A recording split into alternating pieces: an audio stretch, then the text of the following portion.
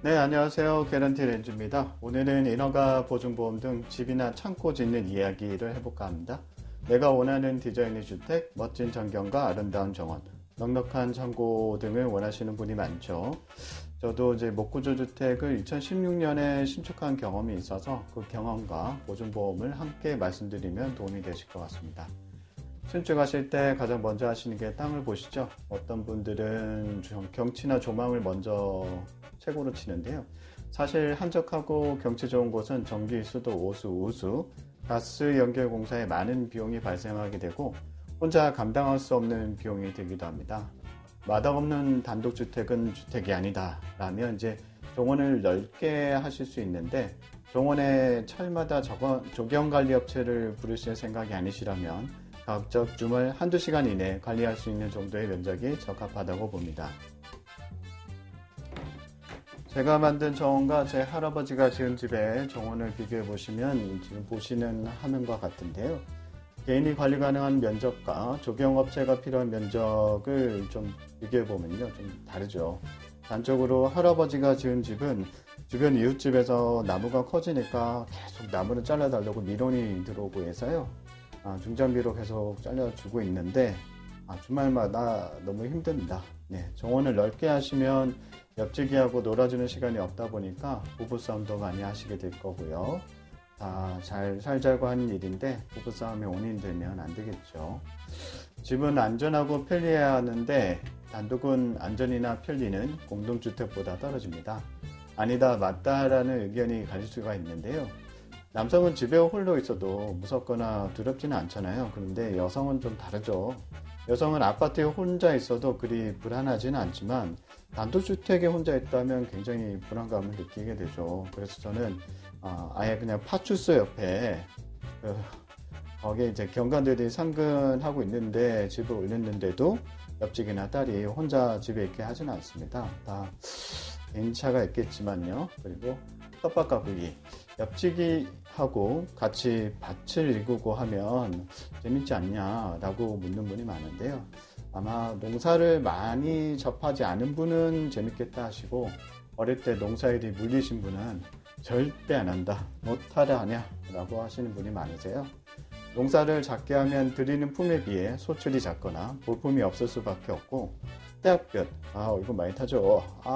모기, 정말 그 아디다스 모기 정말 싫죠. 그 말도 참 일리가 있죠. 제가 7년 정도 농사를 접해보고 내린 결론으로는 작물 재배, 그렇게 작게는 해보시는 것은 좋다고 생각합니다. 내가 기른 작물을 통해 마음이 많이 힐링이 되고요. 빨갛고 파란 새싹이 나오게 하는 게 신기하면서 뿌듯합니다. 근데 하실 거면 그 관리기 하나는 구매하시고 비닐 멀칭을 꼼꼼히 하셔야 돼요. 고구마를 예를 들면 고구마 두둑을 노타리 없이 삽질로만 한다고 치면 바로 병원 가기시고요. 돈 좀 들여서 관리기를 사서 하셔야 되고요.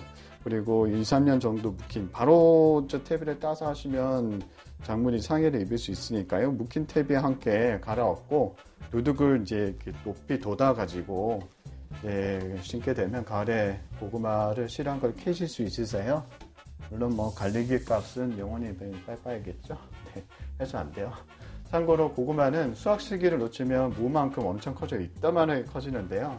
엄청난 고구마를 수확하실 수도 있죠. 그 수확 시기 놓친 이제 고구마를 들고서는 정말 뿌듯하게 나는 천진가 이렇게 생각하실 수도 있는데 그런 고구마는 쪄서 먹어보면 아무 맛도 안 느껴집니다. 그러니까 정말 버리기는 아깝고 내가 기른 거니까 섬유질 섭취를 상당 기간 이제 고구마를 하게 되죠. 버리기는 안 되고 버릴 수도 없고 농사도 힘들고 먹기도 힘들고 수확을 제때 하셔야 되는데 크게 이제 내일 캐면 더 커지니까 욕심부리다가 이제 아끼다 똥되죠.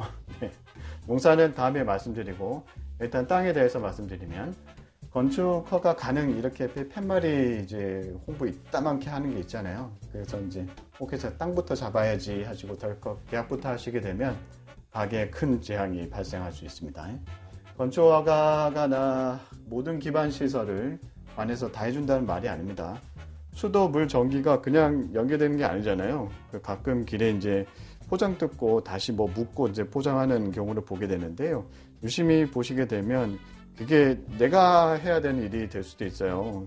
그게 연결하는 길이가 엄청나게 길어요. 길면 길수록 내 공사비가 다 이제 길바닥에 막 뿌려집니다. 집만 있다고 되는 게 아니죠. 오수관, 우수관 연결, 전기수도 연결, 도시가스도 있으면 좋죠. LPG 값 장난 아니에요. 그리고 맨날 이제 기름 보일러 할 수도 없고요. 인터넷 연결 필수잖아요. 필수인데 그게 다 기반 시설들이 다 혼자 연결되는 게 아니에요. 내가 연결하려 치면 얼마나 먼지 참 야속한 생각이 들기도 해요. 그래서 풍경은 2순위. 일단 생활 기반 시설 연결을 먼저 살펴보셔야 돼요. 경치를 보기보다는 전선줄이 어디 있냐, 맨홀 뚜껑 어디 있는지 찾아보시는 게 먼저예요. 그리고 매립하거나 성토한 땅은 대매우기 한 땅은 시간이 지나면 가라앉게 됩니다. 아무리 큰 공텐 포크레인으로 다져도 2, 3년 지나서 보면 이렇게 높낮이 단차가 생기게 돼요. 그래서 건축을 시작하거나 할 때 기초를 잡기 위해서 아예 그 밑게 기초를 칠 수 있는 지점까지 낮춰서 지어야 할 수도 있습니다. 이제 땅 문제를 해결하고 건축설계사무소의 이제 설계 단계로 넘어가게 되면 사람 욕심이 있잖아요. 건축 상담할 때 이제 좀 더 이쁘고 멋진 디자인을 찾게 되는데요. 건축비가 상승하니 이제 1층 박공지붕에 건축자 표준 규격을 감안한 설계로 건축비를 줄일 수도 있겠지만 재단 공임 자르는 거예요. 자재 로스 다 부담하고 인면을 아주 다채롭게 하실 수도 있어요. 그건 개인 선호도에 따라 다른 거니까요. 제 경험상으로 볼 때는 그냥 이제 박공지붕에 그 1층 표면적을 넓게 해서 내부 구조를 실용적으로 꾸미시는 게 더 낫다고 생각이 됩니다. 그리고 2층, 3층은 애들이 있는 가구는 좀 생각을 해보는데 세법상 부수 토지 범위에 도시지역은 정착 면적의 5배, 비도시지역은 10배까지 보니까 밑에 이제 1층 면적을 넓게 하는 게 더 유리하죠. 그게 세제상 어떤 게 유리한지 살펴보셔야 됩니다. 애들도 크게 되면 이제 점점점 2층, 3층 안 올라가요. 그리고 시멘트, 목조, 스틸, 그 황토, ALC 주택 많잖아요. 제가 보기엔 모든 건축 구조의 기본은 다 기밀이에요.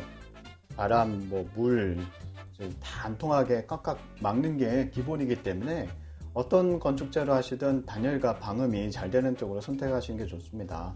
저는 이제 목구조를 선택을 했는데 목구조라고 해서 모든 집이 나무 향기가 난다거나 벽이 숨을 쉬거나 그렇지 않습니다. 주택의 외부 공기나 빗물이 내부로 들어올 수가 없죠.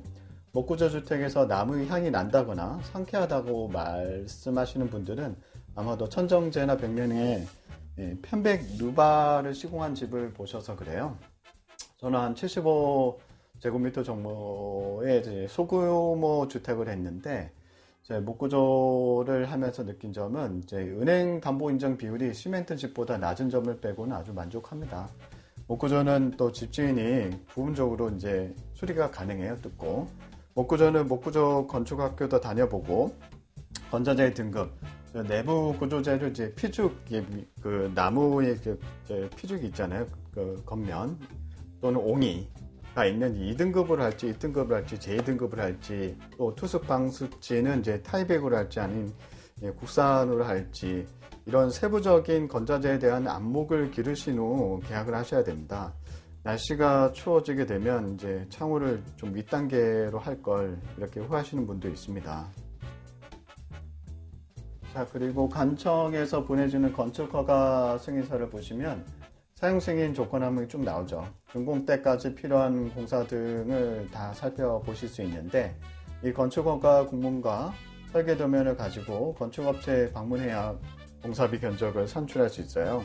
건축업체는 이제 허가 조건을 하고 설계도를 보고 건자재 물량 및 토목, 조경공사 물량을 산출하고 공사 내역을 쭉 뽑을 수 있어요. 집 짓는데 이게 얼마 들어요? 하는 간단한 질문에 건축업체 사장님이 허가는 받으셨어요?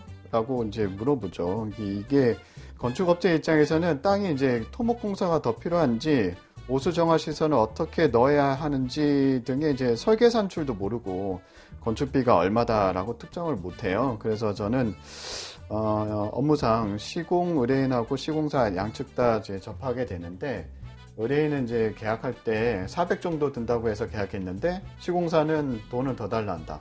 시공사는 실행비도 안 나오는데 어떻게 공사하냐라고 이제 계약 후에 다투는 경우가 많습니다. 이런 다툼이 벌어져서 서로가 신뢰하지 못하게 되면 피해는 모두 양측에 발생을 합니다. 모든 건축의 시작은 세세한 계약서 작성부터 해야 됩니다. 건축계약서에 건자재의 세세한 목록과 시공 방법, 설계 변경, 설계 변경 보통 이제 공사비 증액을 말하는 거죠. 설계 변경을 할 수 있는 사항 등을 명시하는 게 바람직합니다. 어떤 경우는 이제 하자보증금은 이제 공사 잔금 지급 전에 이제 정하는 거예요. 이 건축주, 이제 시공 의뢰인 입장에서는 하자보증금을 받아야 나중에 이제 하자가 발생할 시 청구할 수 있으니까 계약서에 없는 건 이제 잔금 지급 전에 이제 만들려고 하는 경우가 있는 거죠. 그런 거는 이제 사전에 계약하기 전에 계약서 조항에 넣어야 되는 사항인데, 이제 그 잔금 지급을 앞두고 서로 간에 주장을 하게 되면 다투게 되죠. 네, 그러니까 계약 전에 하자보증금 조항을 세세히 넣고 공사 잔금 지급 전에 하자보증금을 내라 또는 못 낸다 이렇게 다투시는 상황 이젠 좀 없었으면 합니다. 의뢰인은 되도록 공사 내역이 없는 시공을 요구하거나 현장 상황상 필요한 추가 부담을 거부해서는 안 되고요. 건설 기술인께서는 건설 기술인의 자부심으로 건설 현장의 돌발 상황에 대한 책임을 폭넓게 지시려는 자세를 보이신다면 다툼을 좀 줄일 수 있지 않을까 생각을 합니다. 자, 이번에는 이제 보증보험으로 넘어가서 세세한 설명은 영상의 길이상 2부에서 말씀드리겠습니다. 감사합니다.